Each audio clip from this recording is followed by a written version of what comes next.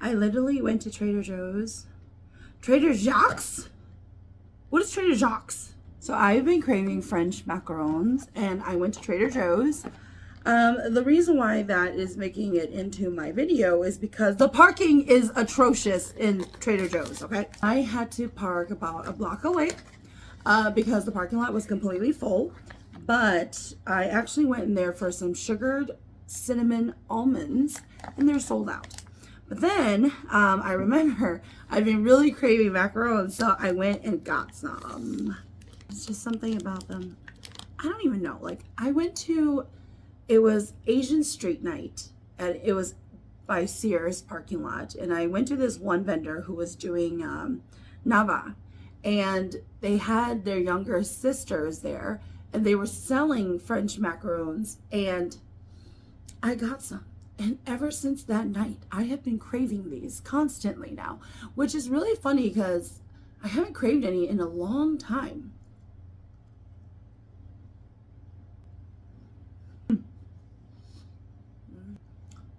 I'm still drinking my coffee from, when did I go get this coffee? Like 10 in the morning?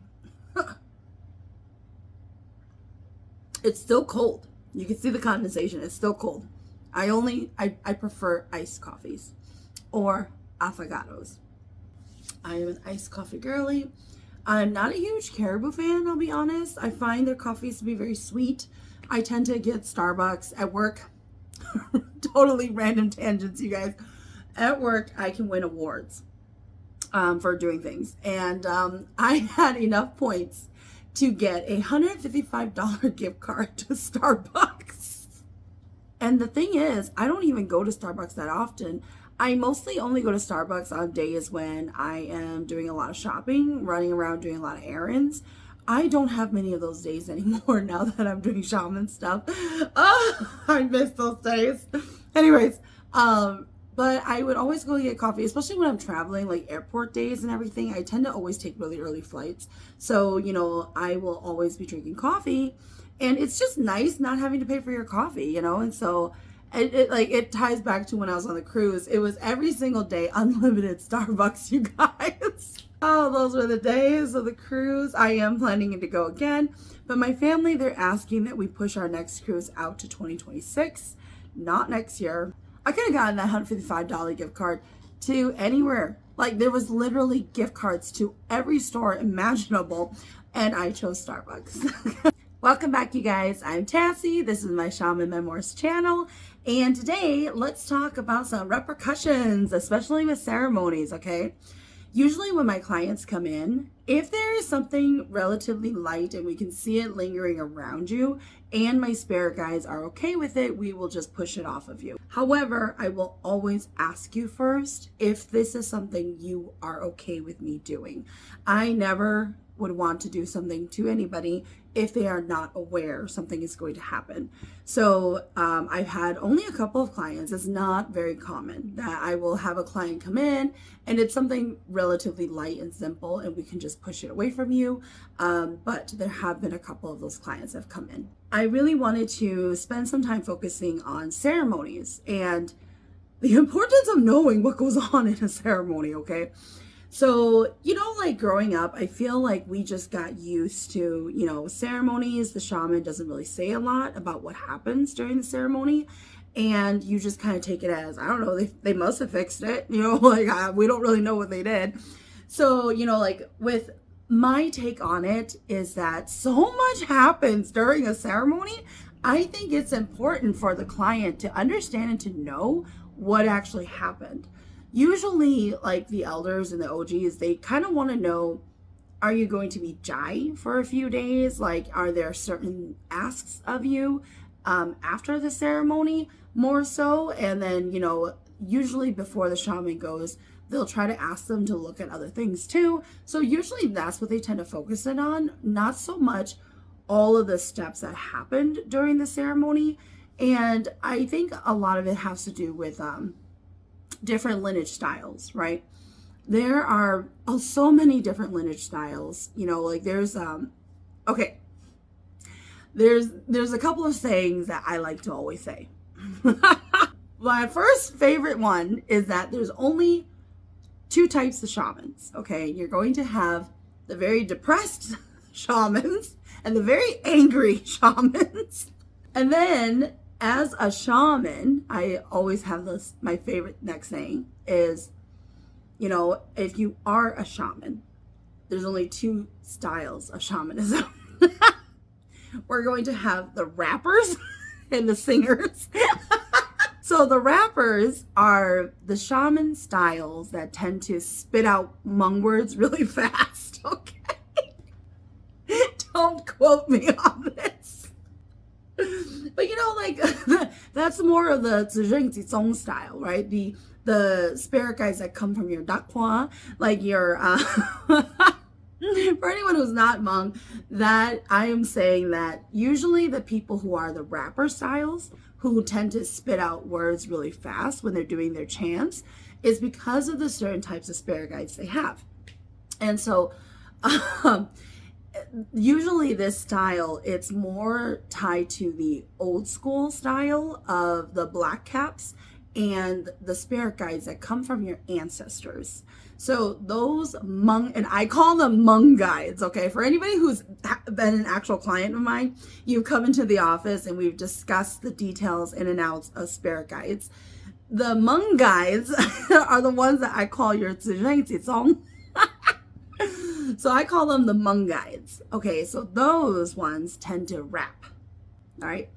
And then you're going to have the shamans who are similar to me, where we have a tune when we do our chants. So it sounds like a song, okay?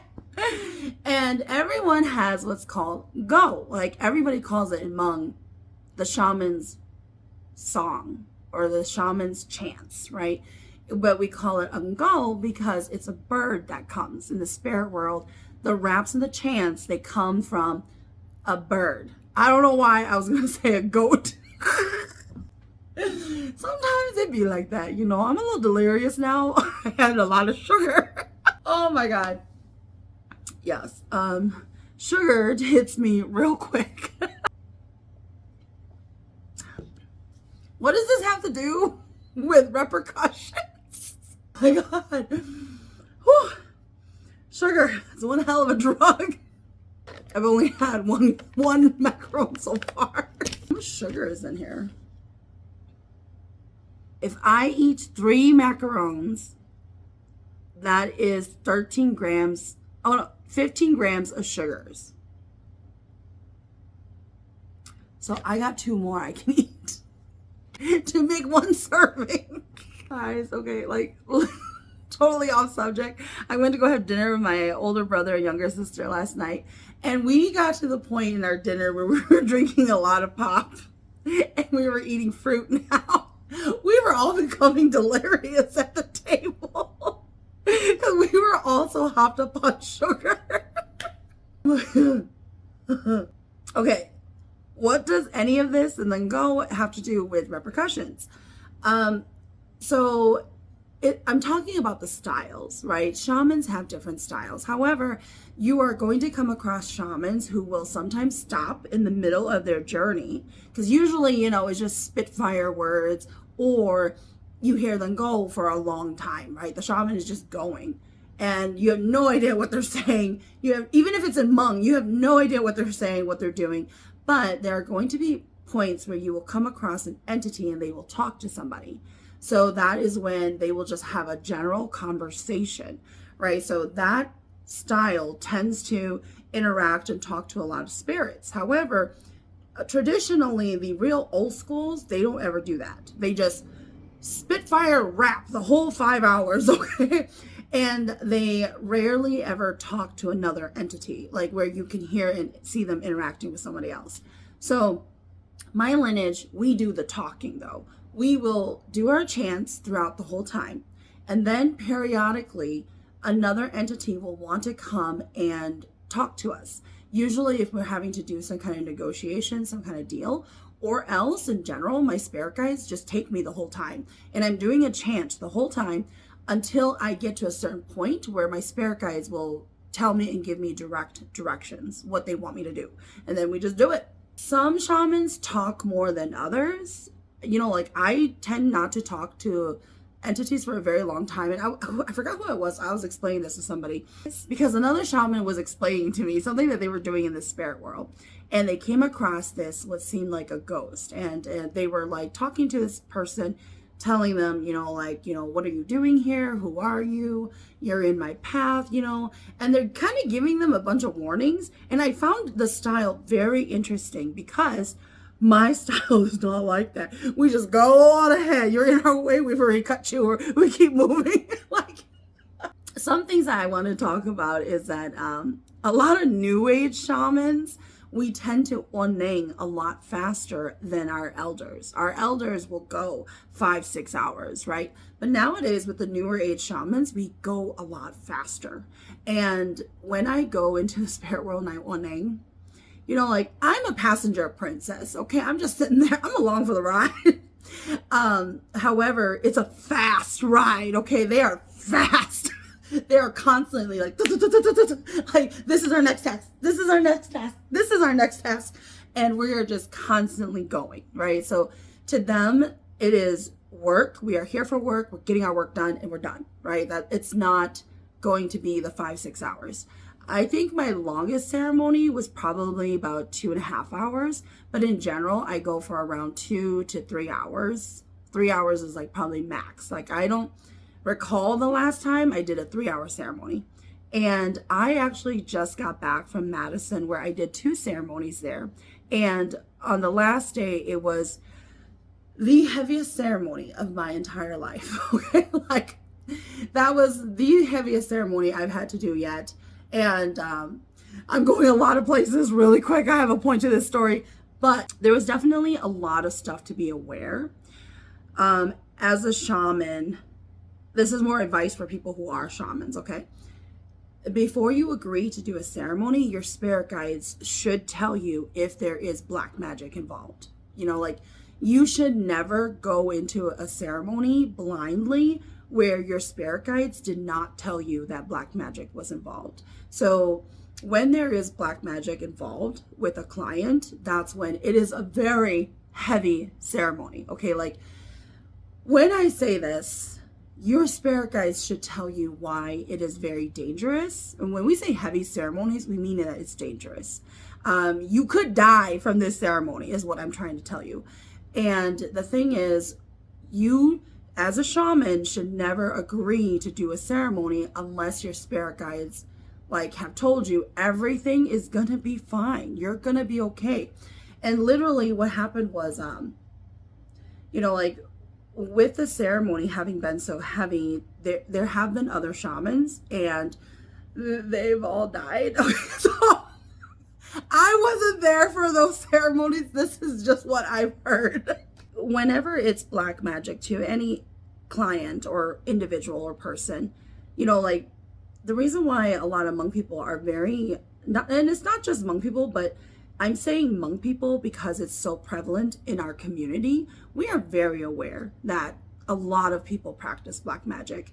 And so one of the things that you want to be very, very careful of as a practicing shaman, okay, usually your spirit guides will tell you, or they won't even show it to you. If they don't even show it to you, it's because they know that you will not go and take care of it. But if they show it to you, generally it means you are somebody who can take care of it. That's fine. So if you have a client that comes to you, they never mention black magic to you, but you see it all over the place.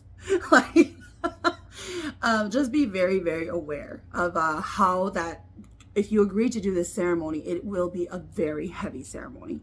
And, it was interesting because a lot of times it's like, I've mentioned this before. It's like I'm so used to this kind of life that I forget how it may impact other people, and so having gone to and preparing to do this heavy ceremony, I remember I was like, the clients, they were very concerned. They were very concerned if I was concerned about the ceremony. And I'm like eating dinner. And I'm like, no, I'm fine. And then later on that night at the hotel, I'm just swimming away in the pool. And my sisters started to become very concerned. So my two sisters, they came with me. And they became very concerned, you know, having heard from the client. They were very concerned now. They were like, are you nervous at all about the ceremony tomorrow? And I'm just swimming away. And I'm like, no, I'm fine. But to me, I'm not nervous if my spirit guides aren't nervous, right? But if they were nervous, I would be nervous, okay? Let me just tell y'all, it was a heavy ass ceremony. It was fine. Everything was fine. Even after the ceremony, everything was great. But, you know, it's hard to explain other than, and the reason why I want to explain this to you guys, it is to warn shamans, okay? Like, if there is black magic involved, when you go in, you will feel like you're suffocating. That's literally what it feels like when you go in and do the ceremony. It feels like all of this pressure is pushing against you and everything is telling you to stop doing the ceremony. Like, I will say this is definitely one of the darkest ceremonies I've ever had to do. And just be prepared. You know, like, as a shaman, it's not, I think sometimes people forget, and this is, you know, I try to warn you guys a lot of times about not glorifying a lot of things, but people forget and they go into shamanism wanting it for the wrong reasons, right? So, you know, having the gifts, having abilities, you know, like, and having, for some people, it's about having the prestige of being a shaman. In the Hmong community, a lot of people respect shamans. And so you have to remember that as a shaman, especially if you're fated to come across these types of ceremonies, you will have to face these heavy types of ceremonies. It is not always going to be a very easy ceremony. There is a point to why we do all this stuff, okay? So, literally a couple of weekends ago, I went and did a ceremony, and there was a pig involved. And I love it when clients use animals, because when they use animals, you know, the animal, okay, for anyone who doesn't know, the animal spirit wakes up and it literally walks with you during the ceremony, and you're just inside the spirit, and anything that comes towards you, it just hits the animal spirit and it just bounces off. So I was like, this is such an easy ceremony. All right, I do love using animals during my ceremonies because of that. It makes your ceremony life very easy, okay? And then it got to the point where during the ceremony, your spirit guides tell you, you know, like, they can remove the animal now. So then the family or whoever you're doing the ceremony for, they will go and prepare the animal for the food to give thanks. And I remember I was like, okay, you guys can take the animal now. And I'm like, okay, we're almost done with the ceremony. We're at the home stretch. And then my spirit guides were like, no, you know, we still have something else for you to do. And I'm like, oh, okay, fine. Well, we'll just take care of this really quick. And then they drop me into this pitch black vastness of nothing but demons. I remember that moment when it happened, and I went and I was like, oh, and then I could see everything, and I was like, you, because the animal was taken from me, so that I had to bust my butt and literally clear the whole space. I used up so much of my energy to take care of this, okay? And then after it was all done, you know, like, I went to go do this little ritual, and then they were wanting to remind me not to rely on an animal because these kind of dark instances can happen at any point in time. Oh my goodness, when I got done, I was livid. But, you know, I can't even be mad at my spirit guides, because in reality, they were preparing me for this heavy ceremony that they knew I was going to be doing a couple of weeks later. So it's definitely something that, as a actively practicing shaman, you know, you never know what kind of client's going to come through your door and what kind of help they're going to need. And if your spirit guides and you are able to help them, you will be going through these very heavy ceremonies. And that is the reality of it. Oh, and there was this point during the ceremony, I won't go into a whole lot of details, but there was a point during the ceremony where the entity with the black magic started to run. They started to run. And before I even said it out loud, my sister, who was there to shining, right? Like the morning of, she felt a ton of anxiety. And she had no idea why she felt such anxiety, but like the black magic was already there waiting for me the morning of.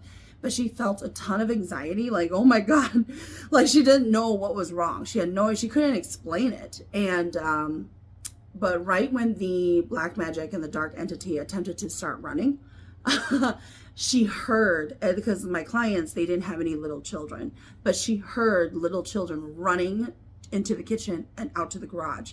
And they were saying, we're leaving now, And then as soon as she heard that, and she was like thinking to herself, like, wait, but the clients don't have any little kids. And then I said out loud, oh, they're running for it. Like, we're going to capture them. And so it was just, there's just a lot of stuff that happens during these things. But, like, that's what I'm always saying. Like, with shamanism, it's a lot of it, even for me, having grown up not believing in it, and now I have no choice because it's in my face. It's dangerous, is what I'm trying to say. It is very dangerous for shamans, especially if you're doing heavy ceremonies like this. So yeah, there's definitely a lot of things that as an actively practicing shaman, you have to be able to protect yourself.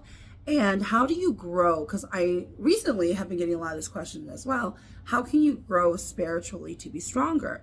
And the way you can grow to be spiritually stronger as a shaman, as a non-practicing shaman, let's start there. As a non-practicing shaman, you have to, if you are depressed, be able to overcome and surpass your depression. When people feel that depression and that heavy push on them, and even for people who feel like they're trapped in their own body and they can't move sometimes, a lot of people do go through this, by the way, especially if you have split personalities or if you're schizophrenic. So if you have that, that's what it's like when you are doing a ceremony and you're so used to how ceremonies feel to your body that when you have this pressure pushing on you and it feels like you can't breathe, you can't focus, all you can do is keep chanting, and because then, you could die. So you only have one option here, okay? So, but once you surpass that, that is what it's like. For individuals who are not practicing shamans and you have depression, typically you have a very, very weak spirit. So to only way for you to grow out of that is to break through your depression. And I know, I get it, it's a chemical imbalance, it's very hard. However, it is possible. It is possible where you have to be able to pull yourself out of that depression. And even if that means quit listening to sad songs, okay? Like, don't allow yourself to wallow in your depression, right? Like, if you're depressed and you're inclined to certain things, it makes you more depressed. What should you do to overcome that so that you can become stronger spiritually? And the reason why I always like to warn people about this is because people who stay in depression for too long, you have a much higher risk of having an entity come to comfort you. And this ain't no angel, okay? So just want you to think about that for a little bit. Moving on. The next thing I want to talk about, if you are a shaman, how do you grow yourself spiritually? You need to oneng, okay? And you need to do oneng services for other clients, okay? Like, during my August spirit circle, I had somebody there who was talking about their confidence, right? Like, they kind of struggle with their confidence as a shaman. And the number one advice I can tell you, you need to take on clients. When you take on clients, there is nothing more true and pure in building your confidence than taking on clients. Like when I'm sitting here and they're showing me all sorts of crazy things, and you look nothing like what they're showing me, but I trust them and I say it to you anyways. And it is true, absolutely true. And there's nothing more like it, right? And then as you go through those experiences and you do the heavy ceremonies, you know, not, you can't pick and choose all your ceremonies, okay? Yeah, the very heavy ones, you can try to push them away and say no, but you know, there are going to be times where you just have to bite the bullet and do it. And it's, especially if your spirit guides say yes, you know, like it's not a problem, we could do it, you know, like, so that's when you have to do it.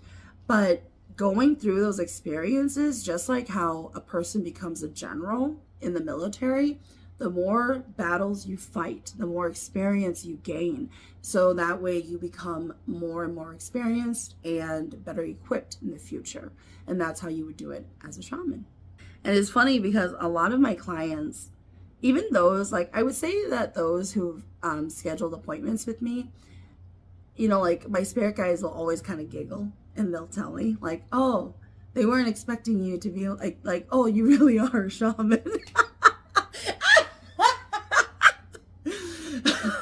And my last client, she said it very, very well. You know, she was like, Tassie's very bubbly and on the outside, but when she nays, she's a different person. Because it's not me, okay? I'm very lazy. I had a client who came in. I actually had a couple of clients and they were like, are you a singer, Tassie? And I'm like, quit your playing, because I have male spirits that take me. So my voice is very, like it's just, nah, it ain't it. Now, back to the whole point of this video here, repercussions, you guys. Repercussions definitely comes into play whenever you do ceremonies. Typically, because of my lineage and because of my style, my spirit guides will warn me, they will try to warn me in advance that certain things are going to happen during the ceremony. And sometimes if I have the opportunity, I will try to talk to the client before the ceremony starts, because I want to give them a heads up, like, hey, you know, my last ceremony, I didn't get to do this, okay, but in advance, I didn't know it was going to happen, but I went to go do a ceremony to fix somebody, and you know, they had strings tied to an X, you know, and so it was one of those things where I'm like, you know, like my spirit guides wanted me to cut these strings, and I was like, oh man, I don't know if I should, like, because the ceremony wasn't to tie the couples together. It was strictly just a ceremony for the husband. And I'm like, like, but there's this string there. Like, what do we do with it? My spirit guides wanted to just cut it. But, you know, like for me, you know, that's your own personal choice. I'm not going to cut something like this, especially if it's something that is a part of you. It's shaped you, who you are to this day, especially in relationships. And it's something that you still carry. And it's probably something you want to keep hidden. And you probably don't want to tell your whole family who's here for the ceremony to watch. Even like your wife is there. Like, but I had no choice. So I was literally like shaking and trying to like ask them like, hey, so there's this string here, like, it's tied to you and an ex of yours. Do you want me to cut it, or else, you know what? It's okay. I can leave it. I can leave this string. Like, but they were like, my client was like, well, just go ahead and cut it. Like, you can go ahead and cut it.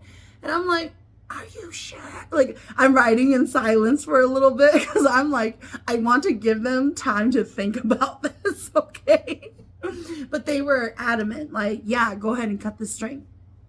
So here we go. You know, but for me, I'm like, you know, like, you know, it's sometimes people are fated to have these things, you know? So I'm kind of like, I don't know if I want to be in charge of this. So that's a lot of times with my clients, if I'm doing a ceremony for somebody and I see certain fate lines for them, we get the option to either strengthen it or cut it off completely, okay?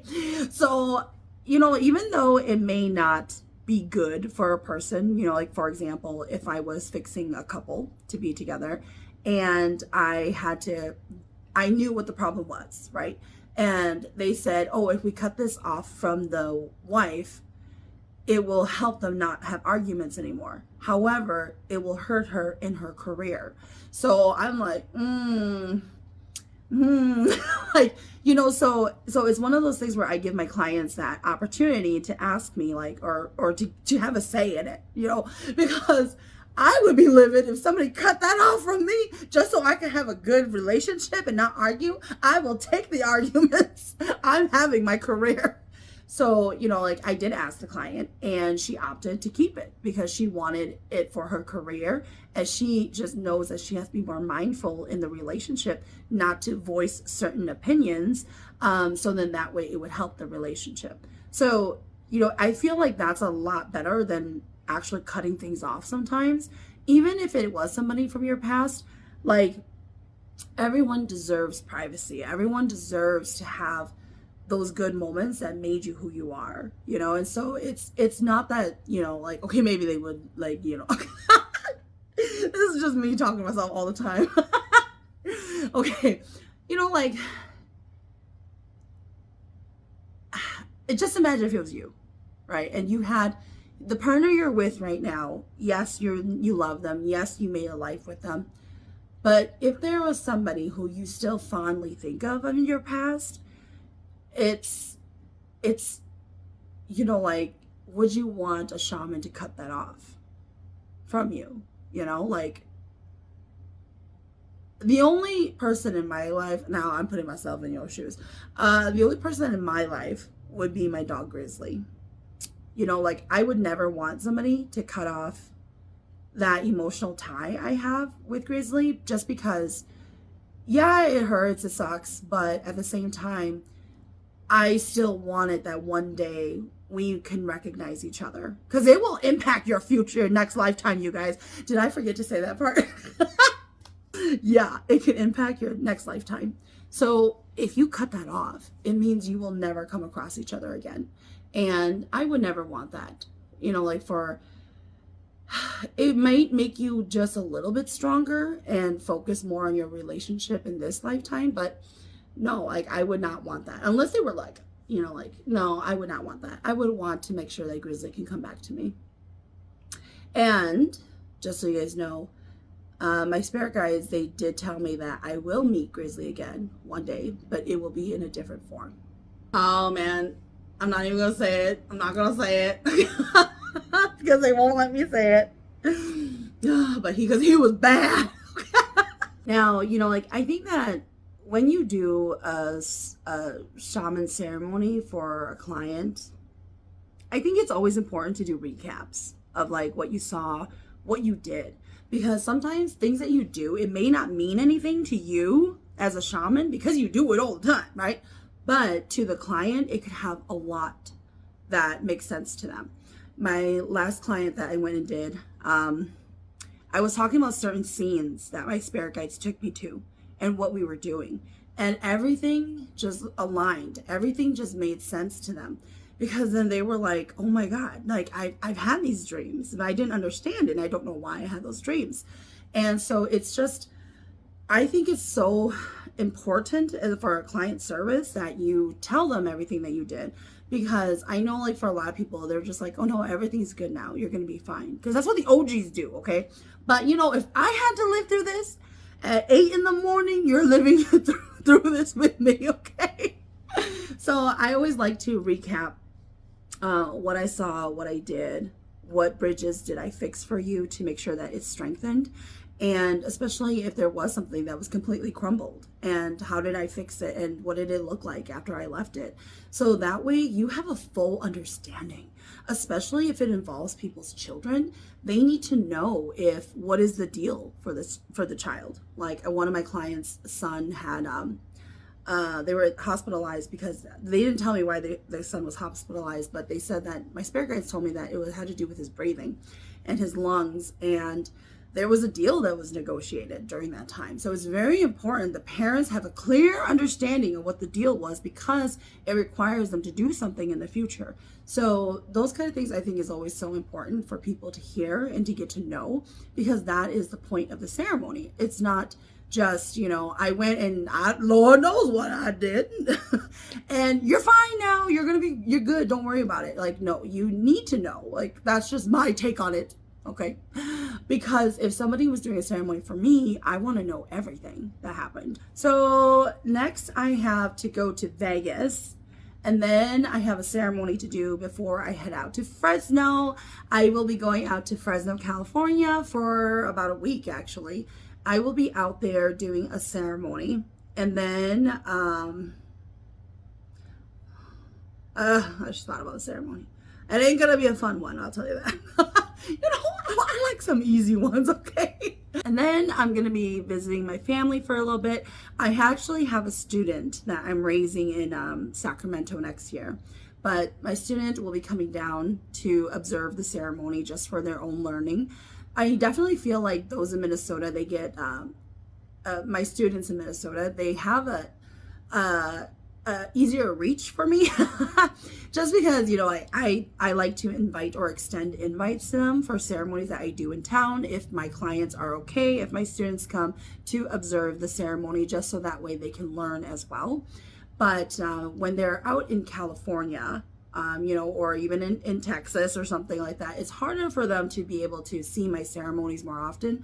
And I definitely feel that as a student shaman, you gain so much knowledge just talking to your teacher and even going to their ceremonies. Okay, I am the laziest shaman there is. Okay, I remember all the ceremonies my teacher used to invite me to. It was like I'm the person who walks in with Starbucks at like 9 in the morning. The ceremonies already started 2 hours ago. So it was definitely like, like you're sitting there and it's so boring. Okay, ceremonies are extremely boring. And I don't want to sit there for even for me, even though I only go for like 2 hours, I don't want to sit there for the full 2 hours. Like, man, that's a long time. So, but you will gain so much more knowledge having witnessed it, seeing it. So, with me going out to Fresno there, I do want my student out there to be able to just see it and watch it as well. So that way they get their own experience too. And I do feel really bad for all of my clients who have flown in to Minnesota, just because, I wish I could spend more time with everybody, but I'm usually booked about 2 to 3 weeks in advance for clients. So when my clients fly in, all of the days around it, I'm already booked with clients. So I feel really, really bad. I am really looking forward to going out to Fresno, because I will get to see my family for a while too, and then really just take a break from it all, because then after that I'm booked all the way until end of October. So, such is life, you guys. But I really wanted to spend some time here getting a video in for you. I definitely want to do another session here soon, just really Q&A for everybody and doing a live. Personally, I really like doing lives because I don't have to edit anything. But until next time, you guys.